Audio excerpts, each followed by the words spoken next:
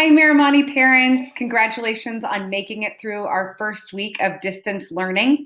I know that this week was a steep learning curve as we embarked upon this new way of doing school, and I hope that you had a good week. If you're feeling a little tired at the end of the week, you are not alone.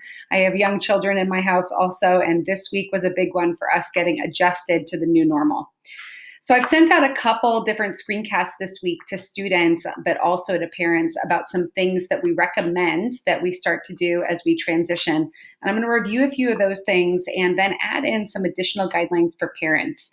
We've learned a lot this week about what it looks like and feels like to do this type of learning. And so I think we have a little bit more information now to pass on. So first of all, let's just acknowledge the reality that this is not normal. What we're doing right now is not business as normal, and it's not going to feel that way.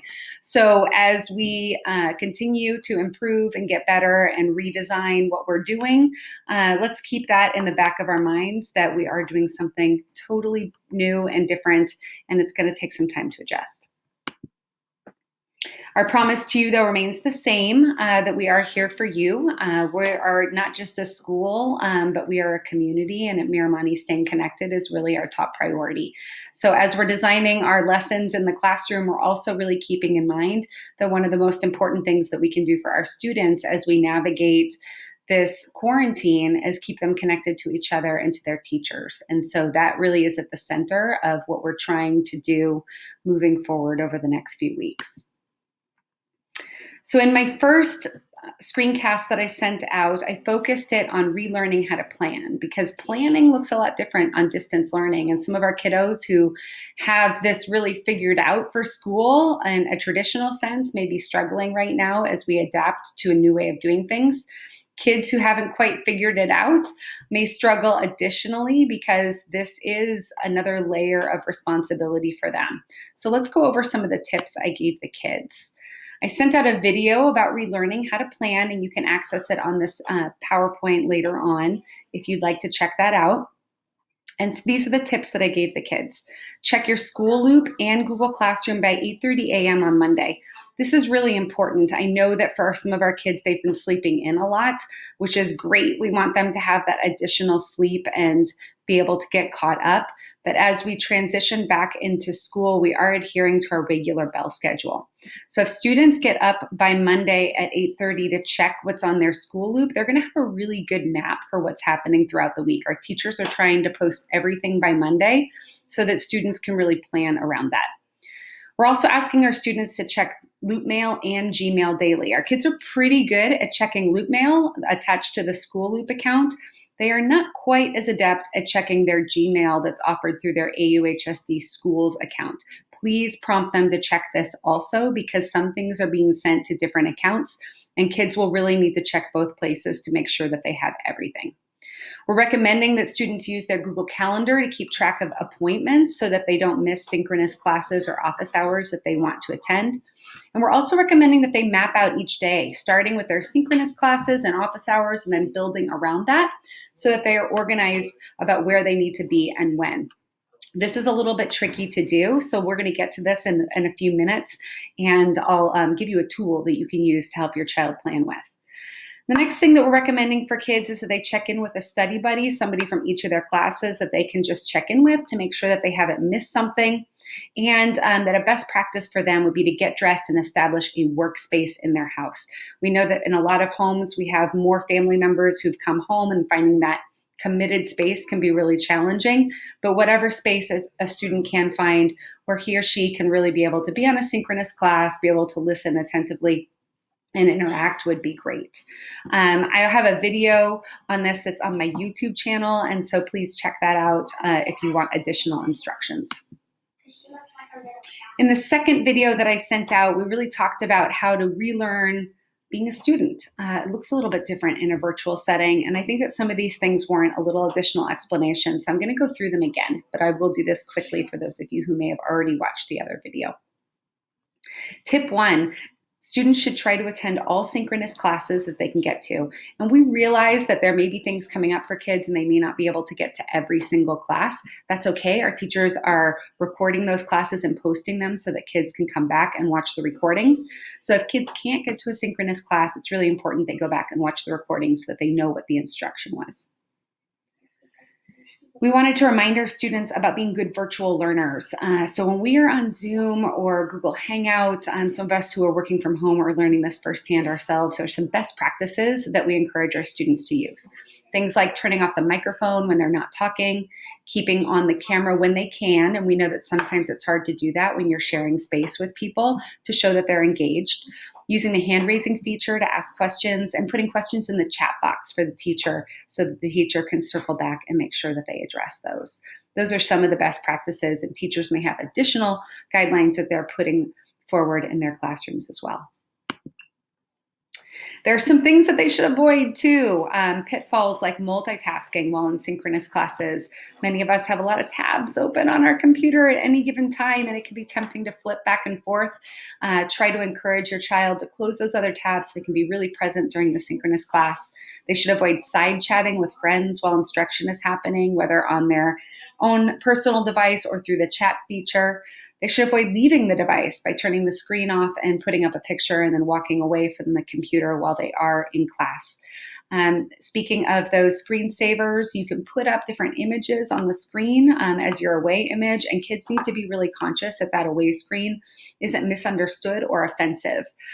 So an appropriate screensaver would be one that is a professional picture or something that looks professional, as opposed to a meme or something that might be considered offensive to some people. And they should avoid wearing distracting clothing or things that may make them stand out on the screen. The purpose of being in those classes is to learn, and so trying to come into the class ready to do that will be really important. Tip number 4 is about remembering our guidelines for academic integrity. Our teachers are providing feedback on work, and this feedback is formative, meaning kids are going to have multiple opportunities to demonstrate understanding to earn credit.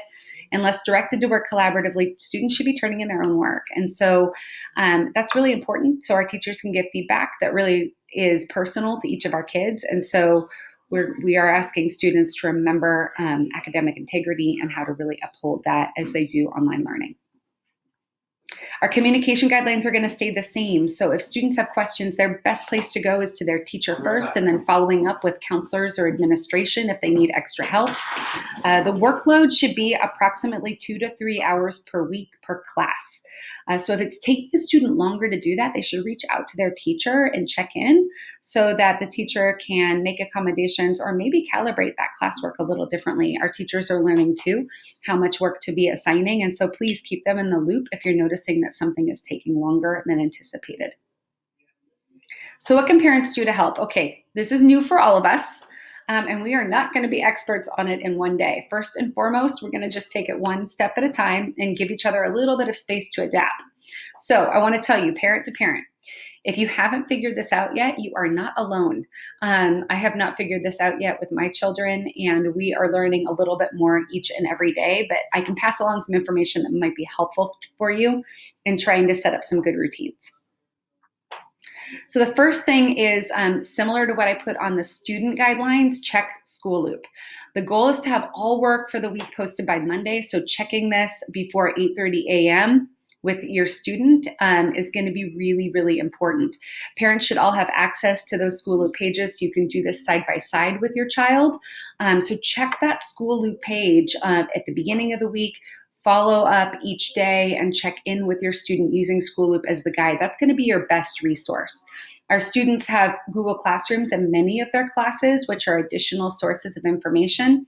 You don't really need access to all of those spaces to be able to support your child, because School Loop is going to have the executive summary of all the things that the student needs. So check that School Loop page and check it often.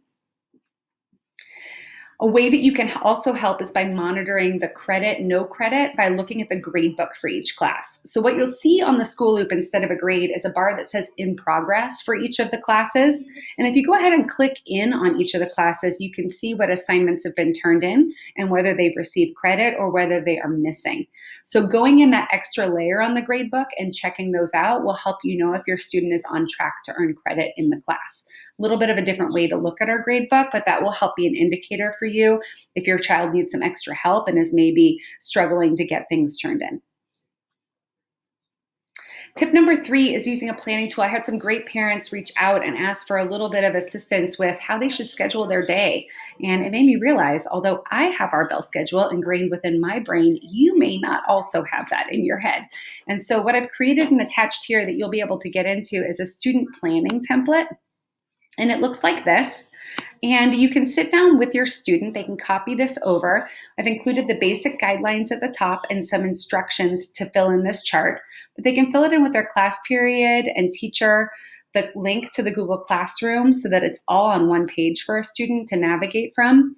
The Zoom Room login information, most teachers are using a personal Zoom Room space, and that login information will remain the same for every meeting. They can copy and paste that right here in this chart, and then they can get to that space whenever they have appointments. And then the teacher's email, which is pretty basic and easy to find, but good, again, to have in one place because then they can link to it whenever they need to ask a question. So if they fill in the top part with you and you scroll down, you can see I've included here the weekly schedule period by period. Now, I should be clear that although we're following the bell schedule, we don't have bells ringing in our houses, and we may not have enough work to do to fill in all of these spaces every week. But this might be a good way to help you assist your child in scheduling out their week. So if they use this template here, they can go ahead and enter in if they have a Zoom class on Tuesday during first period, that they have a Zoom class for their teacher, and they can enter it right here into this space, Zoom class for English. And then they know that that's a time in the day that they're going to have to do that. Perhaps on Tuesday, they don't have any Zoom classes happening, but they do have some math that they need to work on. They could write down work on assigned math homework and then go reference that from their school loop page. And they could go ahead and populate this to help them sort of divvy up their time throughout the day. They might find that third period on Tuesday, they don't have anything that they need to do that particular day because it's been assigned on other days during that week. So maybe this is a good time to take a break and reach out and hang out with a friend or do something around the house. So you can help your child fill this in a way that's helpful for him or her so that they can schedule out their time. This could be really useful in just having some dialogue about how to divvy up that time in the day. And you can access that by clicking on this link and then copying that over into your own Google Drive. Tip number 4 is to establish some routines, and maybe one of them is filling out that chart together at the beginning of the week. But some things I would recommend are getting up by the start of the school day. I know that can be hard because many parents are starting their own work days before the school days are starting. But helping your child get out of bed in time to begin their 8 o'clock or 8:30 class. I'm hearing that some of those Zoom meetings early in the morning have been a little bit challenging for kids to make. Eating breakfast in the morning, finding a quiet place to study, and then checking in throughout the day. I'll share with you as a parent, one thing that I've learned is that I need to build my schedule and my work day to build in some break times that I wouldn't normally put in because I need to check in with my kids and make sure that they're making progress on their schoolwork. Now, my children are younger. I have kids in elementary school, so your high school students are probably a lot more capable of monitoring their own time during the day. But that's something I found that helps me if I schedule in my time so that I have a little 15-minute break occasionally, and then I can check in with my child. And that might help you and your student be able to stay on the same page throughout the day also. And the last tip here for you is to stay connected. I'm sending out a lot of these videos and they are getting some hits, but we have a lot of students at our school and I'm hoping that everyone is getting this information. Please subscribe to my YouTube channel, read the Matador news and the class newsletters that are coming out. They have a lot of really great information about community events and upcoming things that we're doing within our community that we want everybody to know about. Check in on our website. We have some spaces dedicated to distance learning where we are putting resources. Follow social media accounts. There are so many great school accounts out there, from athletic teams to co-curriculars to the wellness center to leadership. I have an Instagram account too. It's Mats_principal_parks.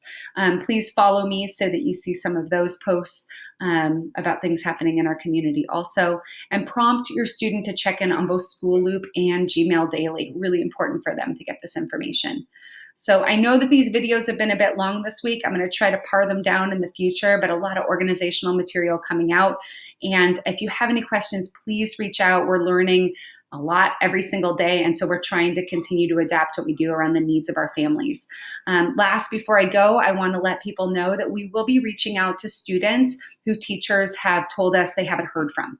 So if you get an email from one of our administrators, please know that we're reaching out because we care about our kids and we want to make sure everyone is okay and has what they need to access their learning over distance learning right now. So you may hear from us if your child hasn't reported to a teacher in a class, and it is not punitive. It's really about making sure that we get you what you need so that you can be successful. So we are here for you. Please let us know if you need anything, and have a great weekend, and go Mats.